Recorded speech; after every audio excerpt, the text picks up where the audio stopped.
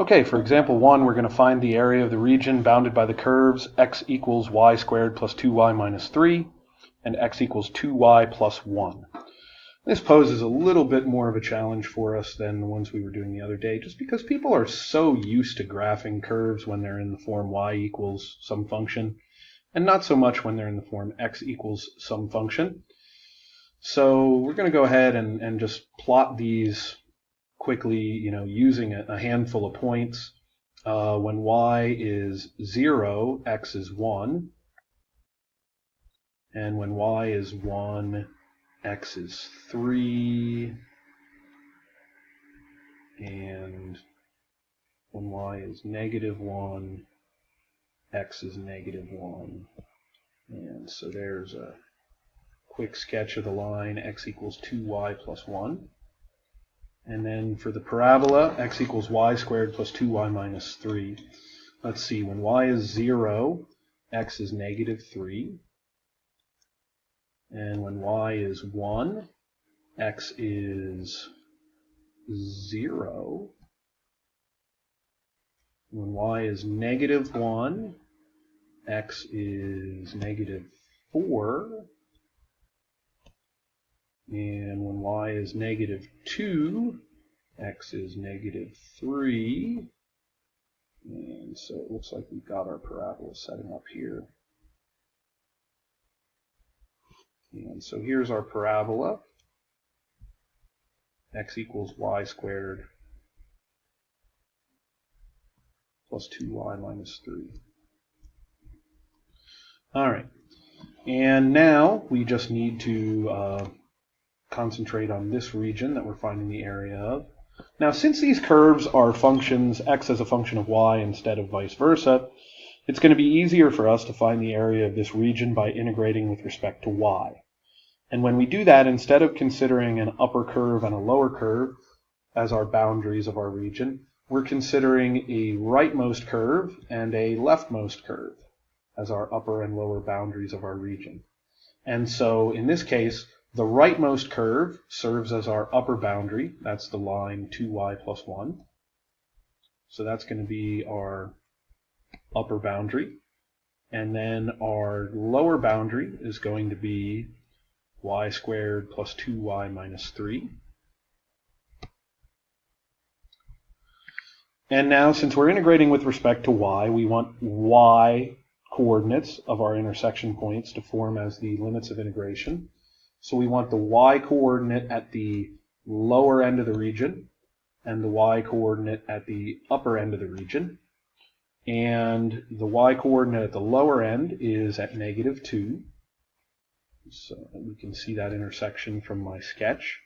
And I'm thinking that the upper one is probably at y equals 2. Quickly going to verify that. If I put 2 into both functions for y, I get an x value of 5 in both cases. So that is the other intersection point, and that's going to be my upper limit of integration. And now I'm going to just go ahead and integrate this. Yeah, why not? Let's do it by hand. We've got y squared plus y minus quantity y cubed over 3 plus y squared minus 3y. And we're going to evaluate all of that from negative 2 to 2. And so we've got 2 squared plus 2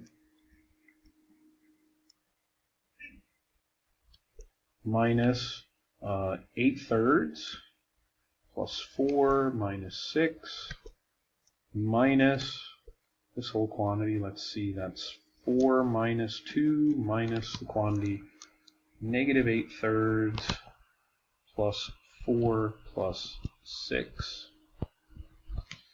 And we'll go ahead and calculate all those values. Let's see, we've got 6, 12, 8, minus 8 thirds. That's going to be 16 thirds minus 2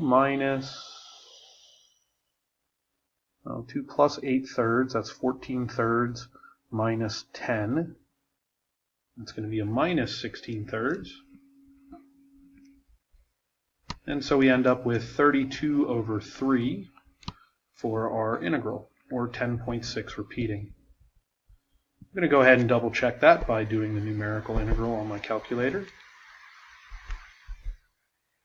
And so I've got the integral of, and when I type this into my calculator, I'm just going to use x as my variable instead of trying to use y as my variable.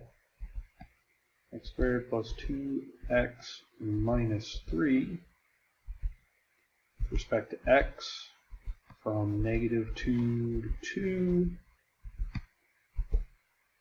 And I get that 10.6 repeating, so I feel pretty good about my answer.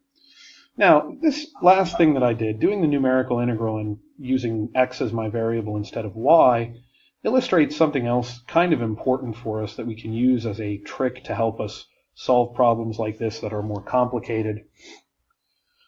If I took the inverse of both of these functions and just interchanged x and y, it would give me a region that has the exact same area as the one that I've already graphed. And that gives me an outlet where I could graph these two curves, or graph the inverses of these two curves rather, in order to help me figure out what curve should be the upper boundary and lower boundary, and in order to help me find the limits of integration.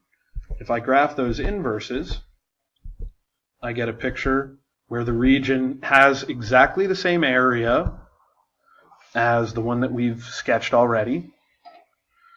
And we can see from this graph that the line should be the upper boundary and the parabola the lower boundary. And the limits of integration, since I did the inverse, I would want the x-coordinates of these limits of integration. If I go ahead and calculate those,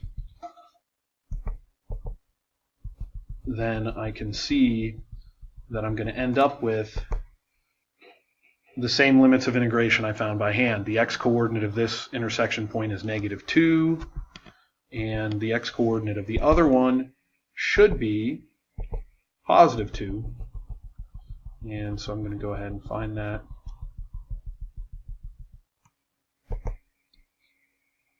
And that's a little trick that we can use when we have more complicated curves that are harder to find the intersection points by hand in order to make a problem like this a little bit easier for ourselves.